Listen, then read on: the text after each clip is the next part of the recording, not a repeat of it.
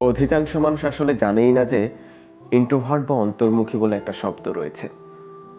একজন ইন্ট্রোভার্টকে প্রথম দেখাতেই আপনার পছন্দ নাও হতে পারে, কারণ সে খুব চুপচাপ থাকে, চট করে কারোর সাথে মিশে যেতে পারে না।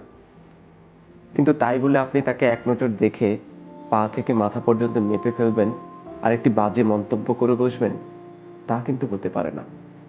এতে করে আপনার কুরুচিপূর্ণ মন মানসিকতারই প্রকাশ পায়। অন্তর্মুখীরা স্বভাবতই একটু চুপচাপ থাকতে পছন্দ করে।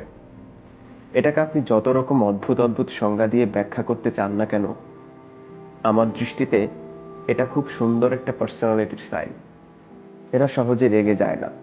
যদিও কখনো রেগে যায়, তারা তাদের রাগ এবং রাগের যে বহিঃপ্রকাশ, এটিকে খুব সুন্দরভাবে কন্ট্রোল করতে পারে। এরা ফোন কলস থেকে তাদের দূরত্ব বজায় রাখে, কারণ বেশি কথা বলতে এরা একদমই পছন্দ করে না। যদিও এরা লোকজনের কাছ থেকে অহংকারী উপাধি পেয়ে থাকে, তবুও তারা নিজেদের জগতে থাকতে সবচেয়ে বেশি স্বাচ্ছন্দ্য বোধ করে।